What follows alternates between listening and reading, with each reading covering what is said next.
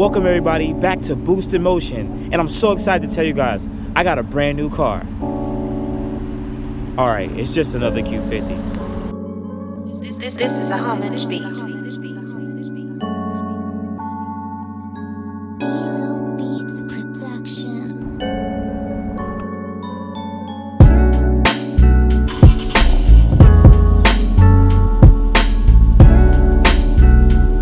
Yeah, that's right guys.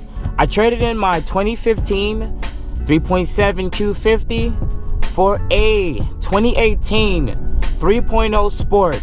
Remind you, this is not the REDSPORT model. This is the 300 horsepower model. And people probably gonna question me, well, why didn't you just get the REDSPORT? Well, this is a lease, and I originally had a lease for 3.7. Now, if I would have gotten a REDSPORT, it would have been quite a little bit more expensive than what I paid today.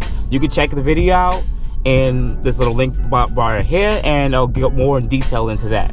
But to continue, there's a specific reason why I wanted to get the 3.0 motor. One thing is, I did a video on the 2016 GTR, and it was amazing. I loved the car.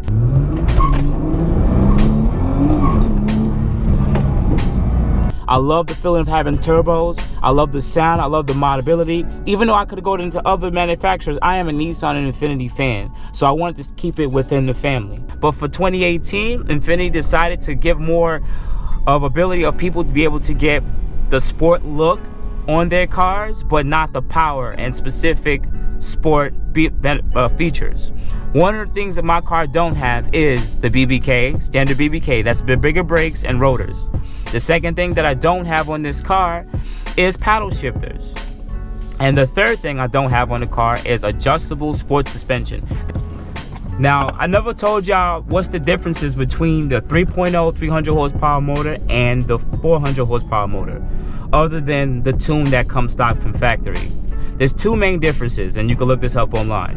One is for the 400 horsepower REDSPORTs, they have these little turbo sensors. It reads on how fast the RPMs spin on, or the turbine spin in the turbo.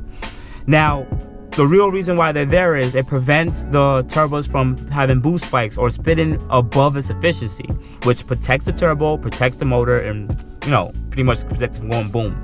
Now, the 3.0T motors are they're detuned, the 300 horsepower ones, so they have less PSI, which means that because it's still electronically controlled with wastegates or whatever the case may be, it will never have those boost spikes. So it doesn't need to have those turbo sensors installed from factory, at which it doesn't have those preventative aids on the turbo car. When you tune the 3.0 premiums, or the Silver Sports as you would call it, you'll get more power because you don't have to battle this computer software in the ECU that keeps reading these codes. Now, there is a drawback. The 3.0 Silver Sports, they come with one less water pump. So that means that depending on how hard you drive the car, how high you have the boost, the car could have heat soak issues, at which other people do complain about it. But there's always the aftermarket. So they do the frozen boost and also the killer chiller. These are all aftermarket kits that you can install on the car to keep those water to air coolers a lot cooler in the winter and in the summer. Another reason why I specifically got this car over the 2017s is they came out with a new front bumper, new rear bumper, and just a little bit of a different look to the car. And I really love the aggressive styling of this front bumper. I'm not so much a fan of it compared to the old Sport bumper yet, but I think it comes at a good cost. And if you do want to change those bumpers out, and let's say we want to buy it from Infiniti, they can be swapped over from the 2015 models, 2014 models over to 2018. So you can have the new bumper, old bumper, it doesn't matter. You just got to buy the grill and the fog light inserts. That's really it. And they have the similar pricing. So other than me being a cheapskate and not getting all these options, the real reason why is the tunability. I really wanted this motor. After experiencing the GTR, I've seen some dynographs of this car, and with a tune, this car is putting out about 450 wheel horsepower with downpipes, exhaust, and a tune. And that to me is good, really good, because this motor is already underrated from factory. Even though I have the Silver Sport, the 300 horsepower one, they say it's 300 horsepower, but based on a lot of people's dynos, we're seeing about 305 to 310 to the wheels, not to the crank, to the wheel, or the torque converter, because, you know, whatever the case might be. But that's still pretty good. So these motors are definitely underrated, and I'm just so excited in getting into that field and seeing where this platform may go.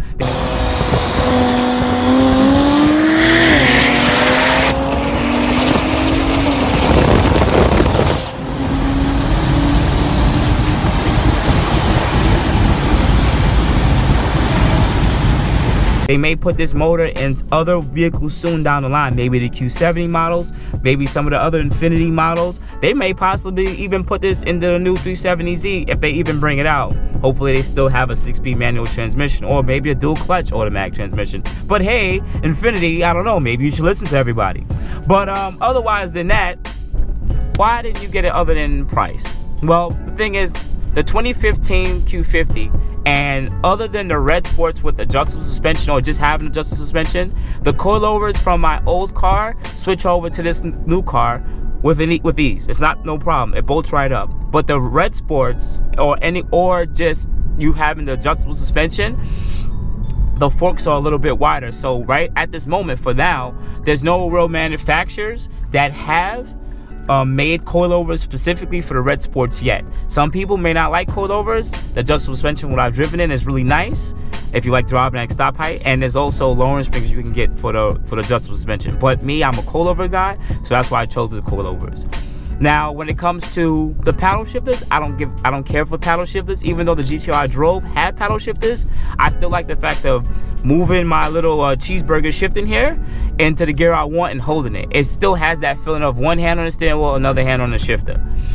And lastly, the BBK, I can buy these calipers and rotors have been on all the Infiniti models from 2008. So you can get these from eBay or any or Copart or any other parts bin for about $500. And I know that I'm gonna paint the calipers and the rotors. So that's something that I'm gonna choose to do later on down the line. But as of right now, I'm choosing not to do so. If you're looking to get either the REDSPORT 400 or possibly just the Silver Sport 300, which I will call it, if you like to get a car for the way it is, for the numbers, get the REDSPORT, because that's just the best way to deal with no warranty, no other issues. Now, if you're the type of guy to get the car and modify it, add exhaust, do specific modifications to it, look into the Silver Sport models. Yes, you will lose one water pump, but there are aftermarket supports that will keep those coolant temperatures down. You still can get the sports suspension through Infiniti because they have to offer a different option, so you can still get the standard BBK and everything. But when it comes to performance and modifications, the Silver Sport hands down wins. I believe you get the same sport suspension, you get the same tunability, but with the Silver Sport you get more of an option and more power to just do more at a lower price, especially if you're getting the car at a cheaper price or if you're leasing cheaper. So look into it. That's my best bet. That's the best things I can tell you. Just like, share, follow, click the little like button below, click the little bell so you can get all the updates and everything.